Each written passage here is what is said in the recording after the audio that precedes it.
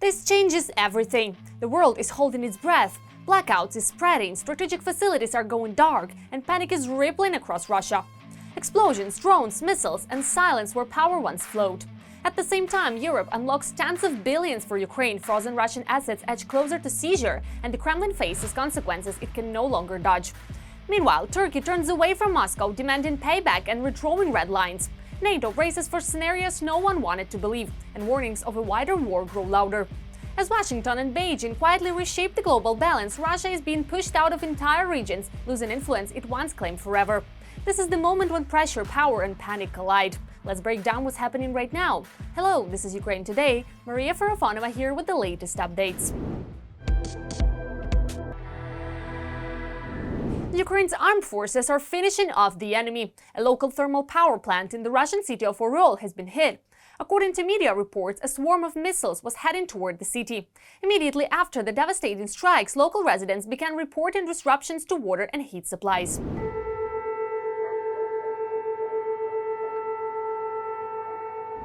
Overnight, missiles also kept a targeted course toward Rostov-on-Don.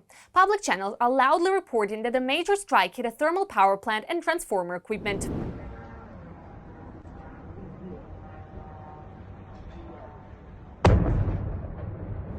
It appears the blackout is expanding its reach, and this can no longer be concealed.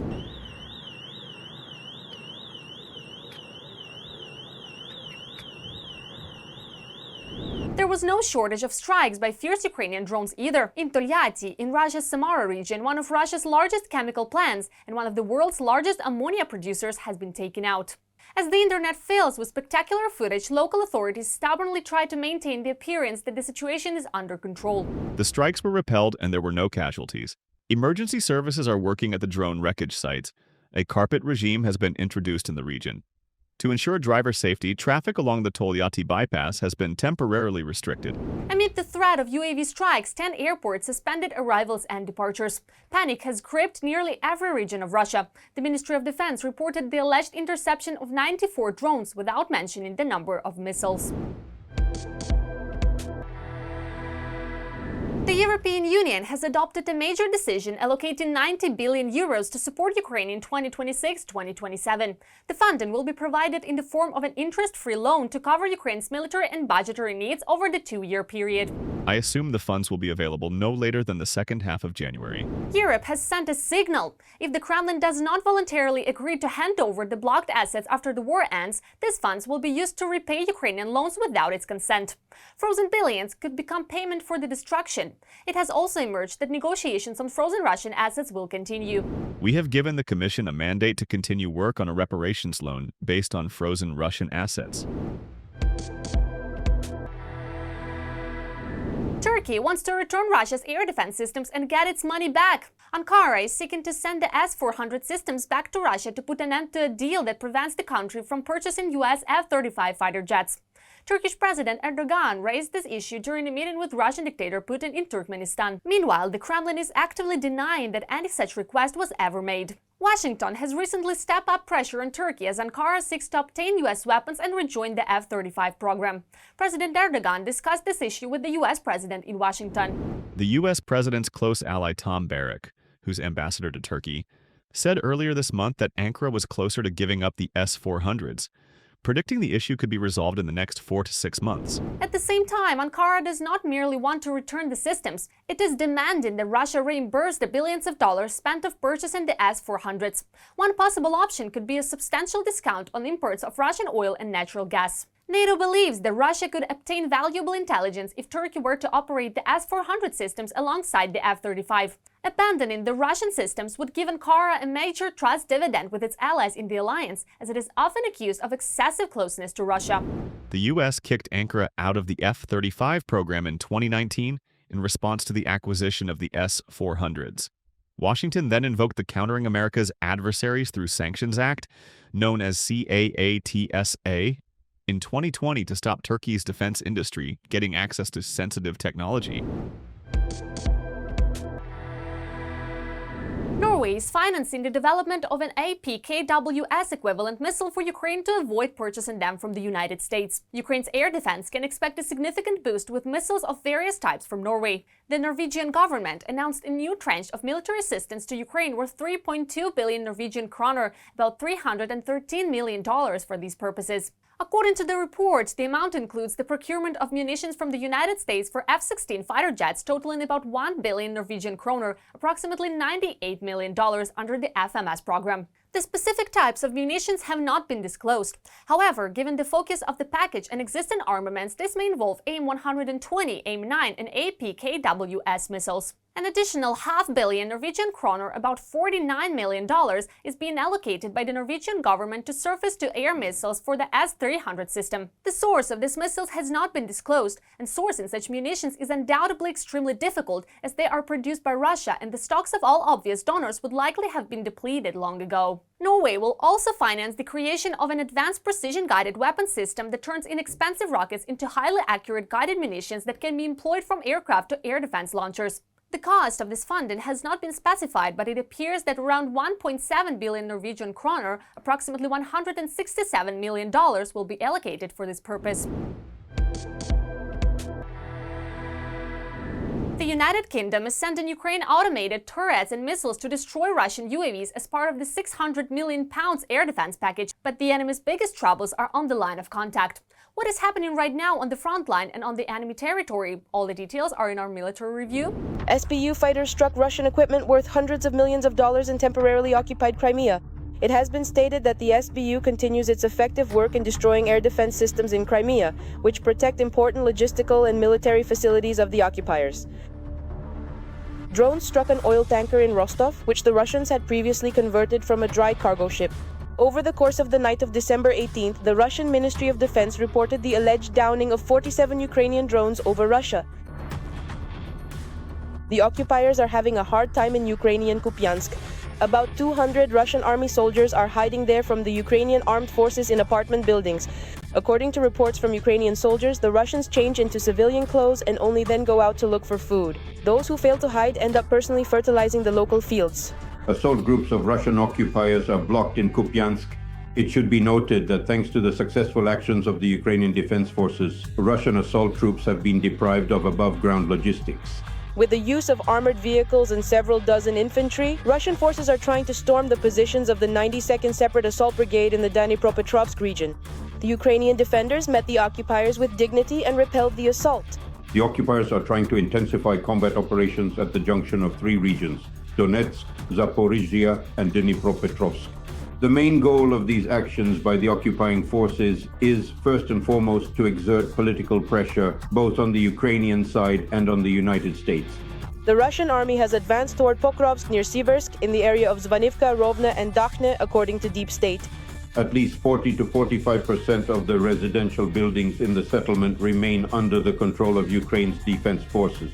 The defense forces of Ukraine are holding the residential district with high-rise buildings. These are essentially commanding heights. In addition, special units of the main intelligence directorate of the Ministry of Defense of Ukraine and the Special Operations Forces are conducting strike and search operations aimed at destroying small enemy assault groups. The United Kingdom is sending Ukraine automated turrets and missiles worth £600 million to destroy Russian UAVs as part of an air defense package. The British government website reports that the funding covers the supply of advanced systems designed to protect cities, energy facilities, and critical infrastructure during the winter period. This also includes the transfer of drones, the production of which has been scaled up directly at enterprises in the United Kingdom. This is a joint British-Ukrainian project. And it is precisely the production of interceptor drones that enables Ukraine's defense forces, thanks to their low cost, to virtually neutralize strikes on Ukrainian energy facilities carried out by the Russian occupiers using both Garand 2 and Garand 3 drones. Poland has decided to shield itself from Belarus, which is friendly to Russia, by building 7 fences. Footage has appeared online showing Poland building concrete anti-tank fortifications along the Belarusian border. But it seems these are far from the last fortifications to be built. Earlier, Reuters journalists reported that, for the first time since the Cold War, Poland plans to resume the production of anti-personnel mines and deploy them on its eastern border with Belarus and Russia. Dark times may soon await NATO. Russia is preparing to attack the alliance from the territory of Belarus. Russia's defense minister has named specific dates, while Putin openly claims that NATO is provoking the situation. How is Russia preparing, and is NATO ready for this? We explain further in the report. Russia is preparing to attack NATO and is making preparations for this on the territory of Belarus. As stated by Bundestag member Rodrik Kiesewetter, Russia has already deployed 2 army corps on the territory of Belarus in order to strike NATO countries. Thanks to a war economy, Putin is training hundreds of thousands of soldiers who are not being used in Ukraine at all. Even before the attack on Ukraine, Putin was saying that no one was going to attack anyone. The dictator also makes statements about attacking NATO. Well, does even one of you believe that Russia is preparing to attack NATO? What is this supposed to be? Are we really going to attack NATO? What kind of nonsense is this? That's why, as experts say, you should take everything coming out of the Kremlin with a grain of salt, divide it by 10 and don't listen to the words, but watch their actions. Well, first of all, there are the drone flights. In other words, they're testing how things will work, how Europe will react to drone attacks. They fly into airspace with airplanes, not for long, not for a significant amount of time, but they do fly in. They've flown over Estonia, over Finland. There's an increase, a concentration of troops, a build-up. In any case, the number of Russian and Belarusian troops will increase. Military exercises, an increase in the Russian army's budget, preparing Russian legislation for martial law and propaganda. Everything points to the fact that Putin is preparing for something bigger. Remember what Peskov said 2 days before the attack. He's President Putin's advisor 2 days before the start of the so-called special military operation. He said that no one was ever planning to attack just 2 days before it began. So naturally, at this particular moment, we can only carefully analyze the potential signs and indicators of what might conceivably happen in the unfolding future. However, it is important to note that virtually all prominent European analysts, along with representatives from various NATO member countries, are in complete and unanimous agreement on this significant assessment. The thinking is that if the Russians can start something, they most likely will. These would be military actions against European countries, the Baltic states, maybe Poland, Lithuania, Latvia, Estonia, or possibly Finland. Well, Belarus borders both Lithuania and Poland. Yes, most likely, these will be attacks from the side of Belarus. For example, Estonia borders the Russian Federation. Ukrainian intelligence has repeatedly stated that Ukraine is only the first stage for Putin. Moreover, recently Putin has personally started blaming Europe for the war in Ukraine and publicly insulting Europeans. It's not us. The war started in 2022. It was the destructive forces within Ukraine, actively supported by the Western powers, which signifies, in essence, the West, itself unleashed this war. And the European small little piglets,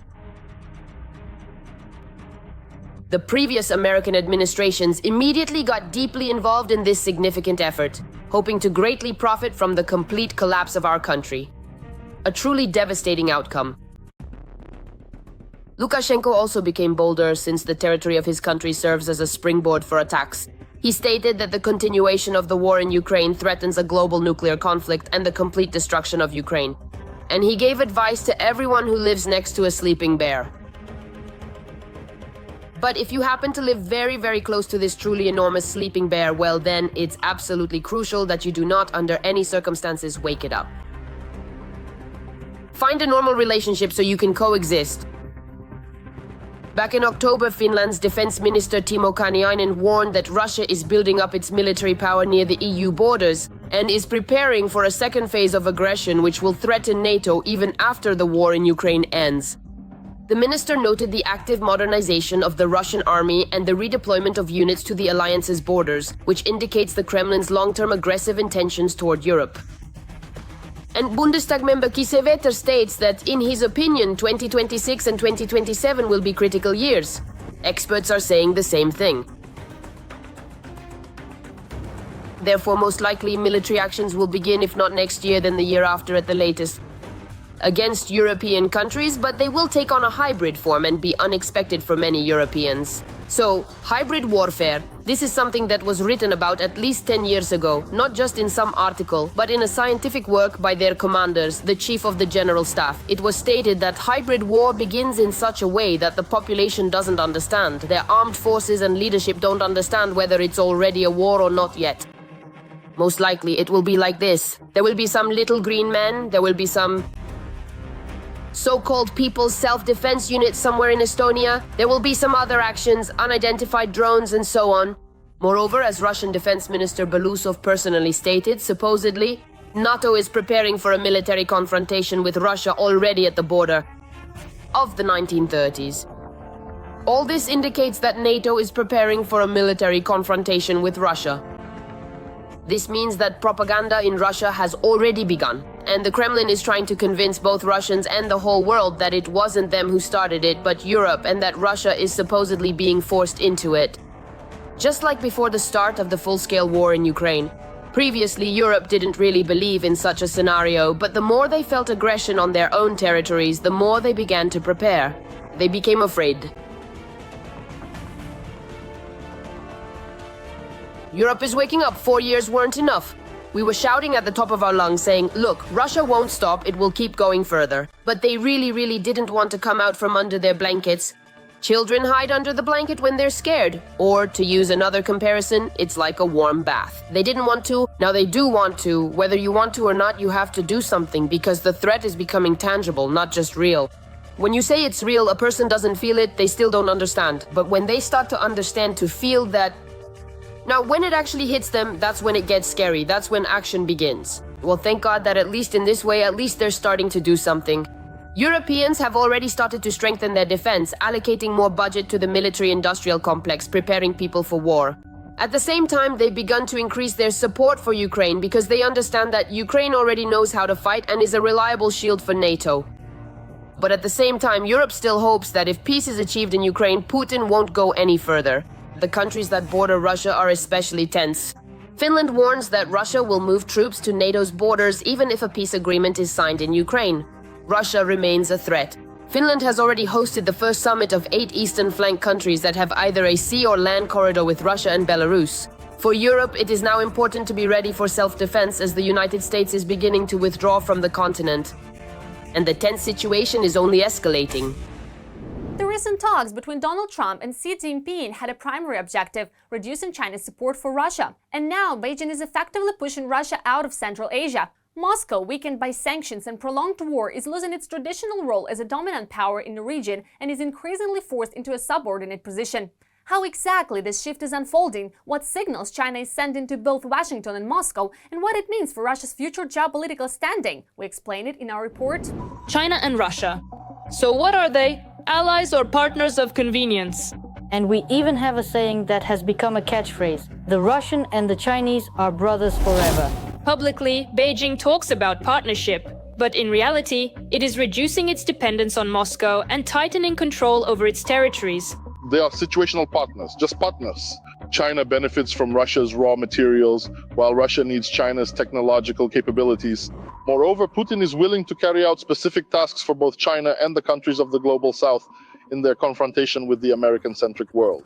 And if Russia is willing to bang its head against this wall with its own head and not someone else's, then I think, of course, China won't mind and will fundamentally stand aside and watch. China still does not condemn Russia's invasion of Ukraine. It keeps talking about peace, but does not call Moscow the aggressor and continues economic cooperation. We understand perfectly well, the weaker the Russian Federation is, the more comfortable it is for China, because Russia has fewer and fewer arguments for any kind of, well, equal dialogue.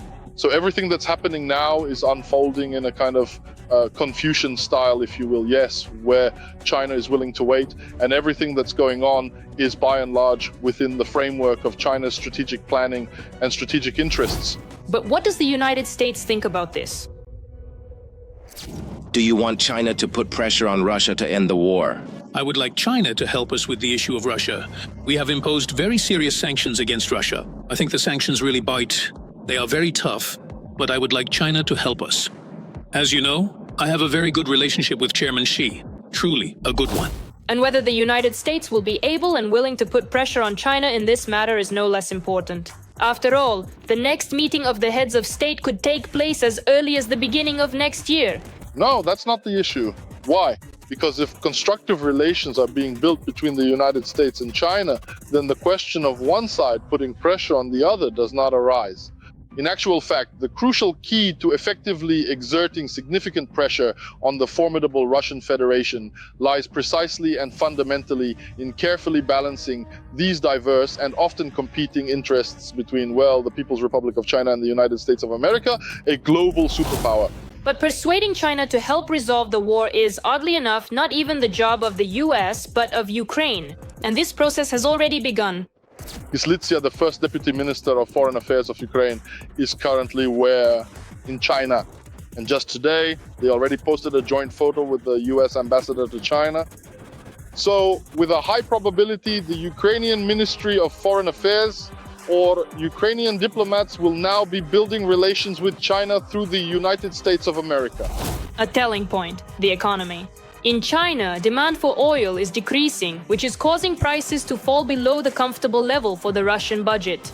Beijing is not trying to support the market for Moscow's sake. It acts solely in its own interests. Now, China is increasingly giving, well, essentially, a complete and total monopoly control to the Russian Federation. This is happening slowly but surely because it's one significant thing to impose certain political decisions and directives. It's another matter when the Russian Federation, and above all its military-industrial complex, is completely and entirely dependent on China for chips, equipment, and so on and so forth. Therefore, essentially, through the absorption of Russia, of the Russian economy, well, China is completely absorbing Russia as well. At the same time, China is strengthening its influence in Central Asia. Investment, transportation, energy, all of this is pushing Russia out of a region that the Kremlin had considered its own for decades. The Russian Federation can no longer escape from China. It is already in the position of a junior partner. And now China can speak to the Russian Federation from a position of strength and essentially with ultimatums, though internal, not public ones. Obviously, everything looks fine in public, red carpets and all that. But believe me, the conversations between them are far from pleasant. And without a single shot, China is taking over Russian territories. And the Chinese have long been saying, look, Baikal is ours. I say, well, that's only natural. Soon they'll say, and Crimea is ours too. The Chinese business is growing in the eastern regions. Companies are in, entrepreneurs are moving in. Demographic dependence on Beijing is forming. They already have access to all our resources, gold, coal, gas, all of them. It's a global war. We live in And here, by the way, one of the most significant their ongoing and complex conflict, critical because, well, Putin is this, because Russia is losing its agency, Russia is gradually losing its significant influence, and now even to the casual naked eye, you can clearly see the growing internal competition between Russia and China. China is playing its own game. It continues to cooperate with Russia, but only on terms that are beneficial to itself, while at the same time maintaining a dialogue with the US. In this arrangement, Beijing comes out on top, while Putin gradually loses influence and opportunities. That's all for now. Stay with us to be the first to know what's happening right now. Don't forget to subscribe and hit the like button. See you soon.